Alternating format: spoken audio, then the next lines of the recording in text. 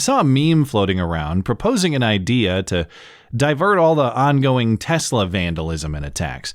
How about we just sneakily place a Tesla sign right in front of Planned Parenthood and see if the Molotovs still fly? And it turns out the themes aren't too far off, not because anybody's actually been duped into firebombing a clinic, but because to the rabid Elon haters, apparently the abortion clinic is the one setting where all of the Doge efforts for government savings and efficiency are finally a worthwhile goal. Well, hey, if it promotes abortion, well, now the government efficiency argument is a valid one because abortions save you money. Taxpayer-funded abortions create government savings. That's the argument from Colorado now. Hey, if you kill that kid before he needs to be fed, well, then you don't have to feed him at all, and you can take yourself out to dinner instead. But of course, these people don't grant that it is a child that they're terminating anyway. As we'll get to, they have a new propaganda term to obscure that point too. But among a series of bills passed through the Colorado State House this weekend, including making dead naming a transgender person legal harassment, misgendering your own kid as possible grounds for losing child custody, and other pieces of insanity brought to you by lunatics who invade the family unit and then claim to be victims of the KKK when rightly called out for it. A well-stakeholdered bill does not need to be discussed with hate groups. And we don't ask someone passing civil rights legislation to go ask the KKK their opinion. Within that batch of bills is one to fund abortions with state money under the Colorado Medicaid program. But if you read some of the news coverage, you might have no idea. Local NBC reports Monday that this bill just conforms state statutes with the voters' decision last election to enshrine the right to an abortion in the state constitution, whatever that means. Well, having a so-called right to get an abortion yourself and having an entitlement to have your neighbors pay for it are two very different things. That is not conformity. That's not even a logical extension. That is a massive extra step into something else entirely. Just because I have a Second Amendment right to defend myself or bear arms, for example, doesn't mean that the state sends me a gun and sends you a bill. But as extreme as taxpayer-funded abortions may seem, they're actually increasingly becoming the norm. If this bill becomes law, Colorado will become the 20th state to pay for elective abortions. Federal law allows for federal funds to be used through state Medicaid programs for abortions necessary to save the life of the mother, or abortions for pregnancies that result from rape or incest, both of which, of course, are extremely rare, perhaps 1% to 2% of abortions overall. But this bill in Colorado and the 19 other states doing the same will cover elective abortions, as in, I just don't feel like having this baby for personal reasons X, Y, or Z. It's not necessary to save mom's life. Mom wasn't raped. She just made poor choices and now wants you to pay for her next one. In passing this bill, Colorado legislators estimate that if it becomes law, Colorado Medicaid will now cover some 5,000 to 6,000 abortions annually in that state, assuming that 1.67% of the 333,000 or so women aged 15 to 44 currently enrolled in Colorado Medicaid will seek an abortion each year. They expect half of those abortions to be by pill and half to be by surgical procedure. And of course, both components are of significant concern to the Colorado citizen. One, you're terminating a life for no reason beyond, I just don't feel like taking responsibility for it. And two, you're billing the public to do it. But it is amazing how both of these concerns can be dismissed or explained away in just a few insane sentences. Can the upside down get any more backward? Are there degrees of inversion beyond 180?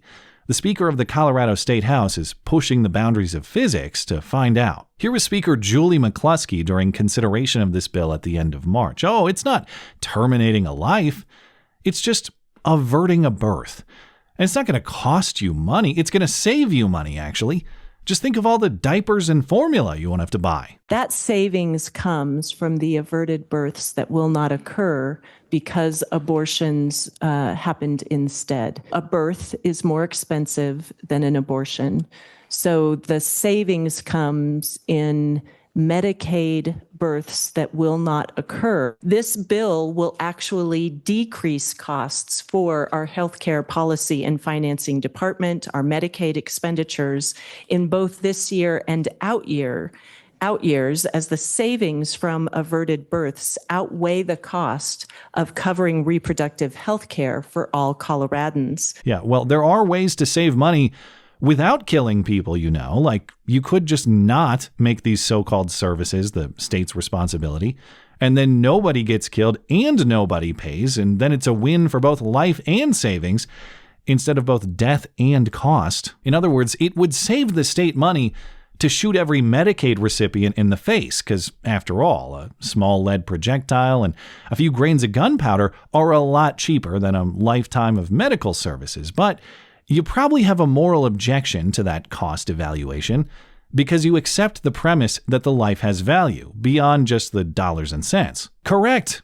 It does. So just extend that same courtesy, or that moral truth, in fact, to the life at stake here. Oh, but it's not a life. It's just an averted birth. That is not something that she made up in the moment. That is language in the bill itself. The term averted births appears a half dozen times in the legislature's explainer for the bill. Okay, well, what if you don't avert these births? What if you just stop averting for a little while? Take a little aversion break. What happens to these supposed non-lives in that case? Oh, well, they go to term and then they're born, of course. But then all those dreaded additional costs are realized. So they're not lives, but they become lives if you just leave them alone. It sounds like averting something just means killing it in this context. But sure, OJ didn't kill Nicole. He just averted the rest of her life, or was wrongly accused. But someday we will find the real averter, depending on your OJ opinion. But hey, even if you think that's some kind of pro-life extremist argument that undersells a distinction between embryonic life and a baby, or undersells the struggle that these poor women are experiencing, or whatever case counter to the right to life for these averted births, fine. Set that aside. Let's grant your point. Let's say that morally, Colorado's new Medicaid abortion coverage is nothing more than medically legitimate state-assisted cell clump removal. Just take the speaker's logic and apply it to yourself, or your family, or your friends. When you expand the state's power in this way, and you make the state financially responsible for your caretaking, you give the state power over your life itself, not just its quality, but potentially even its existence. Instead of the abortion context, let's say that you have some kind of expensive chronic condition, and it seemed wise to expand government as the payer for healthcare, because after all, that's humane, that's efficient, that's taking care of people, right? And so now the government has control of the system. But the problem is the government does not value your life for its own sake. In fact, they make up propaganda terms to redefine it.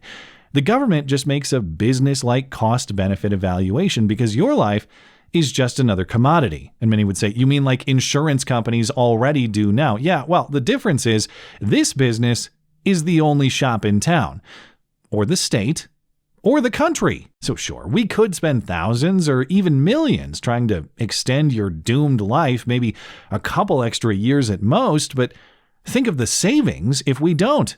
In fact, think of the savings if we just quit wasting time and give you the old No Country for Old Men forehead piercing and move on. Instead of sorry, averted baby, but the state has budgetary needs. Now it's sorry you, guy with cancer or MS or Parkinson's or whatever else. We're averting you on the taxpayer's behalf. If that sounds extreme, it is not. That is exactly what happens when you deny the first moral principle of the world, that human life has value for its own sake, and therefore it ought to be protected for its own sake. If it does not have inherent value, then it has conditional value secondary to other concerns, political, financial, or just the personal preference of whether somebody likes you or not. If human life isn't inherently valuable above all other things, well, then what's wrong with just throwing it away like we do other things when they become old and less useful?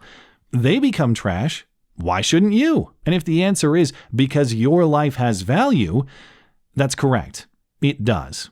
And not just because you personally enjoy it, or because you make money, or because you believe the right things, or because you have the right friends, but because your life has value intrinsically. And once we extend that principle to everybody else, because it's not just true for you, it's true for every human being, even those not yet developed enough to speak for themselves, We can see why discussing whether it costs us money or saves us money to take a life is a morally unacceptable consideration. Besides, these fundamental moral truths assume they're ridiculous anyway, that there even are any savings to be had here at all. There are not. The state is spending new money. It is not cutting bills.